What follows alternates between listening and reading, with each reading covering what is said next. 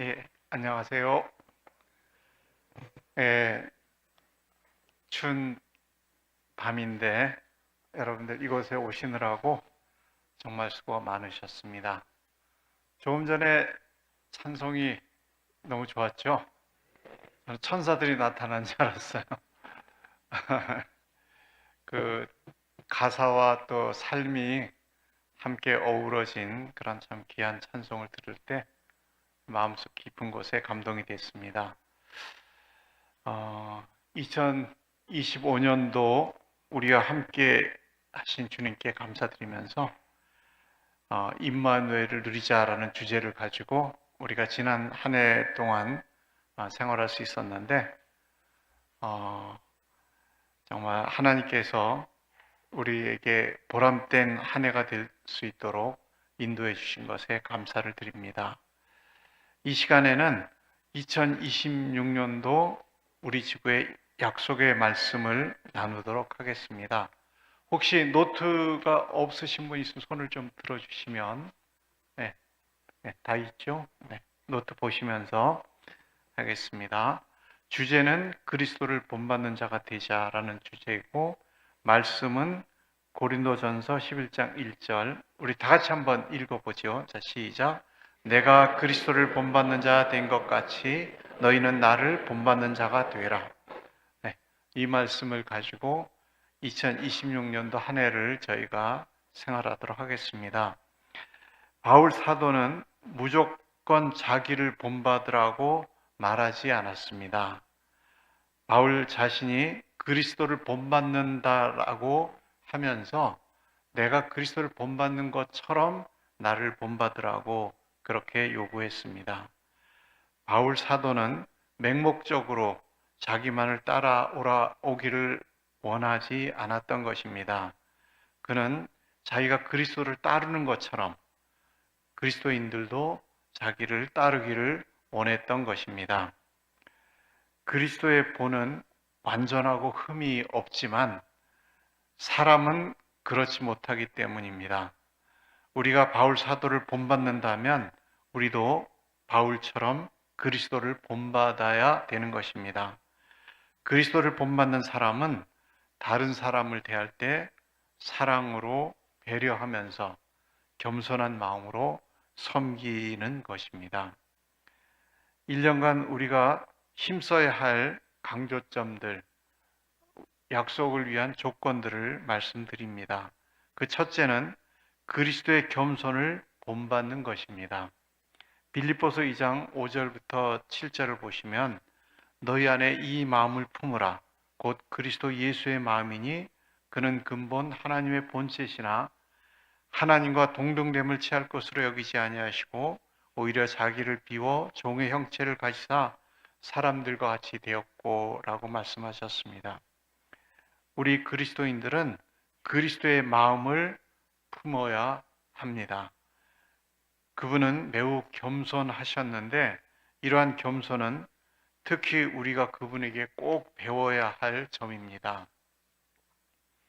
만일 우리가 그리스도와 같은 마음을 품고 있다면 우리는 겸손한 마음을 가질 수 있게 될 것입니다. 가장 위대하신 분이 겸손한 마음을 가졌는데 별것 아닌 우리가 교만한 마음을 갖는다면 참 멋쩍은 모습이 아니겠습니까? 우리는 우리를 위하여 고난과 죽음의 자리까지 스스로를 낮추신 주 예수님의 정신과 동일한 정신으로 살아야 될 것입니다. 예수 그리스도는 영원하신 하나님의 아들로서 신성을 가지고 계신 분이십니다. 그런데 하나님과 동등됨을 취하지 않으시고 피조물인 사람의 위치까지 자기를 낮추셨습니다. 그리스도는 사람들과 같이 되셨고 사람의 모양으로 태어나셨습니다. 그분은 우리와 똑같은 사람이셨습니다. 신이신 그분이 자원하여 인성을 취하신 것입니다. 그분이 인간이 되신 것은 인간을 구원하기 위한 사랑 때문이셨습니다. 그리스도는 인성이라고 하는 누더기로 자신을 옷 입히기 위해 자기를 기꺼이 비우셨습니다. 어떤 사람은 만일 주 예수께서 사람이 되시고자 한다면 왕궁에서 왕자로 태어나야 했을 것이라고 생각을 합니다. 그러나 정반대로 예수 그리스도 그분은 종의 형체로 오셨습니다.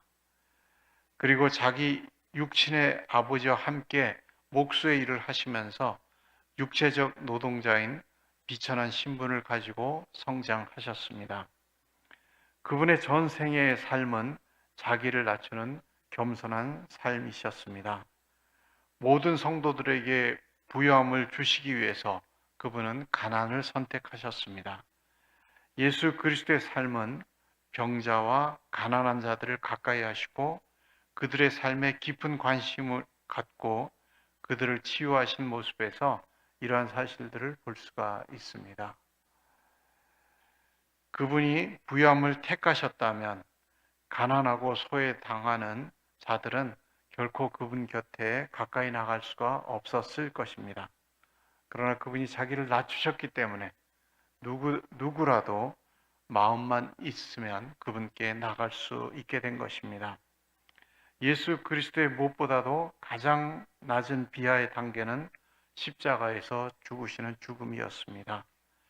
죽기까지 복종하셨으니 그 십자가에 죽으셨다고 성경은 말하고 있습니다.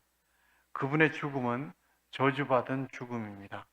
자유인이 아닌 노예가 당하는 죽음입니다. 가장 악한 자에게 가해지는 아주 참혹한 죽음, 바로 그것이 십자가의 죽음이었습니다. 그분의 죽음은 사람들의 구경거리였습니다. 벌거벗긴 채 십자가에 매달려서 초라하게 죽어가는 그 모습을 사람들은 비웃으면서 바라보았습니다. 하나님은 겸손한 자를 높이시는 분이십니다. 가장 낮은 곳까지 내려가신 그리스도를 가장 높임받는 위치에 계시도록 하셨습니다. 모든 무릎을 예수의 이름 앞에 꿇게 하셨습니다. 모든 피조물은 그에게 복종하도록 하셨습니다. 모든 입으로 예수 그리스도를 주라 시인하도록 하셨습니다. 참된 겸손은 바로 예수 그리스도의 마음을 품은 사람에게서 나타납니다. 우리의 삶은 그리스도를 본받는 겸손한 삶이어야 합니다. 그래야 하나님께서 주시는 열매를 거둘 수가 있는 것입니다. 두 번째는 그리스도의 섬김을 본받아야 할 것입니다. 누가복음 22장 25절부터 27절, 예수께서 이르시되 이방인의 임금들은 그들을 주관하며 그 집권자들은 은인이라 칭함을 받으나 너희는 그렇지 않을지니 너희 중에 큰 자는 젊은 자와 같고 다스리는 자는 섬기는 자와 같을지니라. 앉아서 먹는 자가 크냐 섬기는 자가 크냐. 앉아서 먹는 자가 아니냐. 그러나 나는 섬기는 자로 너희 중에 있노라. 이 말씀의 배경은 제자들이 누가 크냐 하는 다툼이 일어났을 때였습니다. 그리스도는 제자들을 날카롭게 꾸짖지 아니하시고 그런 다툼이 얼마나 큰 죄이며 어리석은 일인가를 부드럽게 깨우쳐 주셨습니다. 이런 다툼으로 인해 제자들은 하나님 나라의 백성이 아닌 이방인의 권력자처럼 처신한 것입니다. 이방인의 임금들은 백성을 주관합니다. 주관하는 일은 그리스도의 사역자들에게 보다는 이방 임금들에게 적합한 일이었습니다. 집권자들은 은인이라고 칭함을 받습니다. 세상에 가장 사악한 집권자가 북한에 있는데 그분은 백성들에게 가장 큰 은인이라는 칭송을 항상 받고 있습니다. 그런데 우리 주님께서 이런 사실을 주목하시면서 죄송합니다. 집권자 자신이 그렇게 부르며 아첨하는 사람들도 또한 그렇게 은인이라고 부릅니다. 그러나 진정한 은인은 아닌 것이죠. 우리 주님께서는 이런 사실을 주목하면서 다음과 같은 사실을 가르치셨습니다. 첫째, 선을 행하는 섬김이 큰 자처럼 보이는 것보다 훨씬 귀한 것이다. 둘째, 선을 행하는 섬김이 큰 자가 되는 확실한 길이다라고 가르치셨습니다. 그리스도는 제자들에게 가장 존귀한 일은 할 수 있는 최선을 다해 선을 행하는 섬김인 것을 제자들이 믿도록 가르치셨습니다. 너희는 섬기는 자가 되라고 하셨습니다. 저는 어릴 때는 섬기는 일이 참 귀찮은 일로 생각을 했는데 지금 돌이켜 보니까 섬기면서 사는 것이 가장 큰 특권을 누린다는 것을 깨닫게 되었습니다. 진리와 은혜의 능력 외의 방법으로 누구를 주관하려고 생각하지 말라고 주님께서는 우리에게 말씀하십니다. 그리스도가 제자들에게 주신 원리는 바로 이런 것이었습니다. 너희 중에 큰 자는 젊은 자와 같을지니. 젊은 자들은 나이 많은 사람들에게 오히려 무시를 당하는 그런 위치에 있습니다. 또 다스린 자는 섬기는 자와 같으니 섬기는 자는 다스린 자들에게 무시를 당하는 그런 자들입니다. 그러나 주님께서는 섬기는 자가 진정으로 다스린 자라고 말씀하십니다. 그리스도께서 친히 이런 원리를 본보기를 들어주셨습니다. 그리스도는 제자들을 섬기는 자세를 취하셨습니다. 제자들의 발을 기꺼이 씻기셨습니다. 쇼를 한 것이 아닙니다. 그의 섬김의 마음 자세를 가지고 진실한 마음으로 제자들의 필요를 도와준 것입니다. 제자들은 세상의 영예를 탐할 필요가 없었습니다. 왜냐하면 그리스도에게는 제자들을 위해 예비해 두신 더 귀한 영예가 있는데 제자들 모두 그것을 함께 누리게 될 것이기 때문입니다. 그리스도께서는 제자들에게 충성되게 섬기는 자가 되라고 말씀하셨습니다. 그런데 섬기는 과정에 제자들에게 많은 실수와 연약함이 있었습니다. 그러나 그들의 선생이신 예수께서 그 모든 실수를 다 눈감아 주셨습니다. 오히려 너희는 나와 함께 한 자들이다 라고 말씀하심으로써 그들을 칭찬하셨습니다. 우리는 사람들이 잘해준 것은 쉽게 잊어버리고 잘못한 것은 오랫동안 기억하는 성향이 있습니다. 그러나 예수님께서는 잘못한 것은 눈감아 주시고 우리가 조금 잘한 것은 아주 크게 칭찬하시는 분입니다. 그리고 제자들의 섬김에 대한 보상 계획을 주님은 가지고 계셨습니다. 너희에게 나라를 맡기리라고 약속하셨습니다. 하나님께서는 그의 아들 예수 그리스도께 교회를 맡기셨습니다. 그리스도께서는 하나님의 나라를 사도들과 복음 사역의 후계자들에게 맡기신 것입니다. 이것이 바로 그들에게 예비해 놓으신 영광입니다. 여러분들이 제자 삼는 일을 하는 것은 주님께서 여러분에게 맡기신 아주 영광스러운 일입니다. 이보다 더 큰 영광이 없습니다. 여러분들이 혹 생각하기를 국회의원이나 대통령이 되면 더 영광스러울 것이라고 생각할지 모르지만 하나님께서는 아무에게나 그의 영혼들을 맡기지 않습니다. 여러분들처럼 주님을 사랑하는 섬기는 제자들에게 영혼들을 맡기는 것입니다. 영혼을 맡은 자가 가장 영광스러운 자입니다. 또한 그리스도와 함께 십자가를 지는 자는 장차 그리스도와 함께 멸관도 쓰게 될 것을 약속하셨습니다. 그래서 우리가 그리스도를 따르는 일로 인해서 겪는 많은 고통과 아픔, 또 심지어는 순교까지 모두가 위대한 면류관이 될 것입니다. 세 번째, 그리스도의 사랑을 본받는 삶을 살아야 할 것입니다. 요한일서 3장 16절, 그가 우리를 위하여 목숨을 버리셨으니 우리가 이로써 사랑을 알고 우리도 형제를 위하여 목숨을 버리는 것이 마땅하니라. 하나님의 이 거룩한 사랑의 모범은 우리의 마음을 불타오르게 합니다. 위대하신 하나님은 우리를 위하여 그의 아들을 죽음으로 내어 놓으셨습니다. 이 사실을 생각할 때마다 우리의 마음은 뜨거워집니다. 우리는 하나님께서 사랑하신 사람들을 사랑해야만 합니다. 사도 요한은 그리스도를 예로 들면서 형제를 미워하지 말고 사랑하라고 권고합니다. 예수님은 우리를 위하여 목숨을 버리시면서까지 참 사랑을 가르치시고 실천하셨습니다.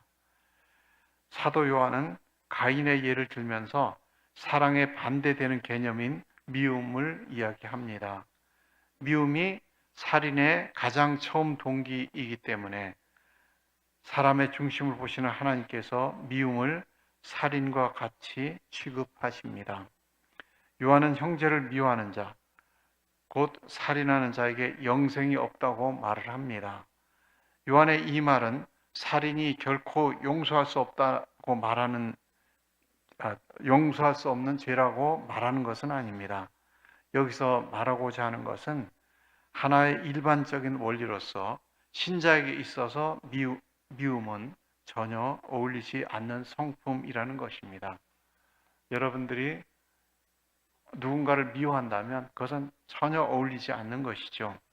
만약 어떤 사람이 동료 그리스도인을 상습적으로 미워한다면 그런 진실한 믿음이 없는 자이며 이런 사람에게 영생이 없는 것은 당연한 것입니다. 성 프란시스가 지은 평화를 구하는 기도는 그리스도인뿐 아니라 일반 대중에게도 널리 알려진 시입니다. 노래로도 나와 있죠. 주여, 예, 우리를 주님의 도구로 써주소서 하는 그런 내용인데요. 이 시가 이토록 애송되는 까닭은 진솔한 사랑과 믿음으로 일관된 성 프란시스의 삶이 이 한편의 시 속에 고스란히 담겨 있기 때문입니다. 그는 예수 그리스도의 모습을 담기 위해 끊임없이 노력한 사람입니다. 자기를 버리고 죽음으로 영생을 얻는 사람의 진리를 터득한 사람입니다. 요한 사도는 우리를 위해 목숨을 버리신 예수 그리스도의 사랑을 증거합니다. 그리고 이 사랑을 본받아 형제를 사랑하도록 성도들을 권고하고 미움을 버리라고 가르칩니다. 요한 사도는 예수 그리스도의 사랑과 성도들이 지녀야 할 사랑의 모습에 대해 말하기 전에 먼저 미움의 본질을 밝힌 것입니다. 미움은 사랑과 정반대가 되는 것입니다. 따라서 사랑에 대해 정확히 알기 위해서는 믿음에 대해서도 알아야 할 것입니다. 믿음의 본질을 밝히게 되면 사랑의 참뜻도 알게 됩니다. 미움은 모든 인간의 멸망을 획책하는 마귀의 속성 중 하나입니다. 마귀는 인간들에게 미워하는 마음을 주어서 서로 질시하고 증오하며 분열을 일으키게 합니다.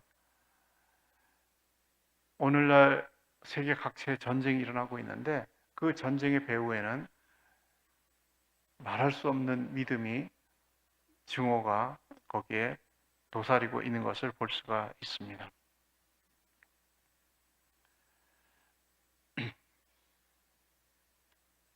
그래서 결국에 이웃도 죽이고 자신도 죽는 처절한 파멸에 이르게 하는 것이 미움입니다. 미움이 실제 행동으로 나타날 때에는 형제의 목숨을 빼앗는 살인도 저지르게 되는 것입니다. 바로 가인이 그의 동생 아벨을 이렇게 죽였습니다. 마음속에 내재할 때 엄청난 파괴력을 지니는 것이 미움입니다. 예수님은 형제를 미워하는 마음을 가진 자는 이미 형제를 사랑한 자나 다름이 없다고 단언하셨습니다. 요한 사도가 형제를 미워하는 자마다 살인자라고 단정 짓는 것도 바로 이 때문입니다. 미움은 살인의 충분한 동기가 되며 그 자체가 이미 내밀한 살인 행위인 것입니다. 미움과 사랑은 인간 안에 공존하면서 판이하게 다른 결과를 초래합니다. 그러나 마귀에게 속한 미움이 하나님께 속한 사랑과 언제까지나 공존할 수는 없습니다. 예수께서는 멸망할 수밖에 없는 인간들을 십자가로 구속하시고 하나님께 속한 참된 사랑은 미움을 극복한다는 사실을 보여주셨습니다. 예수님은 도저히 사랑할 수 없는 자들을 사랑하셨습니다. 그리고 우리에게 원수도 사랑하라고 말씀하십니다. 주님은 죄악에 물들어 사랑을 잃어버린 자들, 이웃에게 미움받고 소외된 자들에게 조건 없는 사랑을 베풀어 주셨습니다. 예수님은 사랑으로 죄악과 죽음의 권세를 굴복시키셨습니다. 사탄의 간교한 획책도 인간을 죽음으로부터 살려내기 위해 목숨까지 버리신 예수 그리스도의 사랑을 엄몰시킬 수는 없었습니다. 오히려 원수까지 사랑하신 예수 그리스도의 삶과 교훈에 의해서 사탄의 악한 계획이 무너지고 말았습니다. 예수님은 사랑으로 분열과 증오 그리고 이로 말미암게 될 멸망을 일치와 용서, 영생으로 바꿔 놓으셨습니다. 미움을 통해서 모두를 멸망시키려던 사탄의 계획은 이렇게 좌절된 것입니다. 예수 그리스도의 삶이 죄악된 인간들을 구속하기 위한 철저한 사랑과 희생으로 점철된 것임을 알 때 우리도 하나님과 이웃을 진실로 사랑하지 않을 수가 없습니다. 예수님은 사람들이 입술로만 사랑을 말하는 것이 아니라 이웃을 내 몸처럼 여기며 원수를 사랑하는 삶을 살기를 원하셨으며 당신께서 먼저 이런 삶의 실천을 해 보이셨습니다.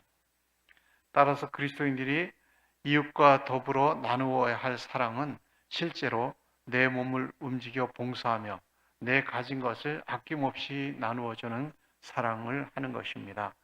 이렇듯 성도들이 주님이 가르쳐 주신 사랑을 실천할 때 사탄이 준 미움은 점차 소멸되어 버리고 말 것입니다. 그러면 우리는 미움의 노예에서 벗어날 수가 있습니다. 그리고 생명을 아끼지 않은 성도의 사랑을 통해 무수한 사람들이 예수님을 알고 구원을 얻게 될 것입니다. 우리는 이웃과 더불어 영생의 기쁨을 누리기 위해 끊임없이 사랑을 베풀어야 합니다. 예수님을 이 세상에 드러내는 복음 전도는 사랑의 능력으로 하는 것입니다. 사랑이 있을 때 복음 전도는 열매를 맺는 것입니다. 우리가 누군가를 사랑하면 그에게 예수님의 구원을 말하지 않을 수가 없습니다. 형제를 위하여 목숨까지 버리는 큰 사랑은 위기의 순간에 갑자기 나타나지 않습니다. 지극히 사소한 일에서부터 형제를 사랑하는 훈련을 쌓은 사람들만이 형제를 위해 자신의 목숨까지 내어놓을 수 있습니다. 그래서 순교에까지 이를 수가 있는 것입니다. 이제 이렇게 우리가 이런 강조점을 가지고 살아간다면 우리에게 주어진 약속이 있습니다. 그 첫째는 영적으로 성장하는 것입니다. 갈라디아서 5장 22, 23절 오직 성령의 열매는 사랑과 희락과 화평과 오래 참음과 자비와 양선과 충성과 온유와 절제니 이 같은 것을 금지할 법이 없느니라. 바울 사도는 육체의 일에 대비되는 성령의 열매에 대하여 이야기합니다. 여기에 사랑을 비롯한 9가지 덕목을 열거하는데 하나님의 나라를 유업으로 받기 위해서는 성령을 조차 행하며 그 결과 열매를 맺어야 한다고 말합니다. 이것이 그리스도를 닮은 모습이고 성화된 모습입니다. 성령의 열매는 인간의 산물이 아니라 그리스도인과 하나님 사이의 관계로 인해서 맺어지는 열매입니다. 하나님과 친밀한 관계 가운데 있으면 성령의 열매가 맺히는 것입니다. 그리스도를 본받는 사람에게 맺혀지는 열매가 성령의 열매입니다. 이 열매를 맺은 사람을 우리가 만나게 된다면 우리는 그리스도를 만나는 것처럼 그분을 편하게 만날 수 있습니다. 그리고 그분을 향한 존경심도 생기게 됩니다. 골로새서 2장 6절 7절을 보시면 그러므로 너희가 그리스도 예수를 주로 받았으니 그 안에서 행하되 그 안에 뿌리를 박으며 세움을 받아 교훈을 받은 대로 믿음에 굳게 서서 감사함을 넘치게 하라고 말씀하십니다. 그리스도를 닮은 사람의 특징은 감사가 넘치는 삶을 살아가는 것입니다. 일반 사람들이 불평할 만한 일인데 그리스도를 본받는 사람은 감사하는 것을 볼 수가 있습니다. 이것이 영적으로 성장한 자의 모습입니다. 두 번째 우리가 얻는 약속은 복음의 열매를 거두는 것입니다. 골로새 1장 6절을 보시면 이 복음이 이미 너희에게 이름에 너희가 듣고 참으로 하나님의 은혜를 깨달은 날부터 너희 중에서와 같이 또한 온 천하에서도 열매를 맺어 자라는도다 라고 말씀하십니다. 복음을 듣고 하늘나라에 대한 소망을 갖게 되면 그 은혜에 감동되어 최선의 것을 하나님께 바치게 됩니다. 그리고 그 최선의 노력의 결과는 복음의 결실로 맺어집니다. 골로새 교회의 경우 이는 두드러진 현상이었습니다. 그들은 꾸준한 믿음의 성장을 보였고 이웃에게 복음을 전해줌으로써 또한 교회가 성장했습니다. 이와 같이 복음이 전파되어 성도들이 하늘나라 소망으로 가진 곳에는, 하늘나라를 소망으로 가진 곳에는 어디서든지 열매를 맺는 일이 일어납니다. 복음은 성도들에게 하늘나라에 대한 소망을 주고, 이 소망은 성도들을 움직여 복음의 결실을 맺게 합니다. 오늘날도 복음을 통해 하늘나라에 대한 소망을 가진 사람들은 살아 움직입니다. 거저 받은 복음을 이웃에게 거저 전해줍니다. 과거에 자기처럼 소망이 없는 사람들을 깨우쳐 생명을 구원하는 일에 힘쓰게 됩니다. 그들이 알지 못해서 듣기 싫어해도 그들을 사랑하기 때문에 인내하면서 복음을 전하게 됩니다. 다니엘 12장 3절을 보시면 지혜 있는 자는 궁창의 빛과 같이 빛날 것이요 많은 사람을 옳은 대로 돌아오게 한 자는 별과 같이 영원토록 비치리라 하셨습니다. 마지막 날에는 행한 대로의 상급이 있습니다. 그래서 사람들은 이 땅에서 하나님 나라 건설을 위해 희생하고 수고한 만큼의 상급을 받게 됩니다. 사도 바울 같은 분은 죽음을 바라보면서 이렇게 말했습니다. 이제후로는 나를 위하여 의의 면류관이 예비되었으므로 주곧 의로우신 재판장이 그날에 내게 주실 것이니 내게만 아니라 주의 나타나심을 사모하는 모든 자에게니라. 그리스도를 본받는 사람은 이 땅에서 복음의 열매를 맺고 영원한 하나님 나라에서 놀라운 상을 받습니다. 2026년도 새해 우리 모두 그리스도를 본받는 사람이 됩시다. 그래서 하나님을 기쁘시게 하고 영적으로 성장하며 열매 맺는 삶을 사는 한 해가 되기를 기원합니다. 네, 감사합니다. 이제 죄송합니다. 적용이 있는데요. 당신은 2026년도 어떤 영역에서 그리스도를 본받는 삶을 살기 원합니까? 1분 동안 한번 생각해 보시고 원하는 영역 한 가지만, 단어 한 단어만 쓰셔도 됩니다. 써주시고 마치도록 그렇게 하겠습니다. 네, 수고하셨습니다.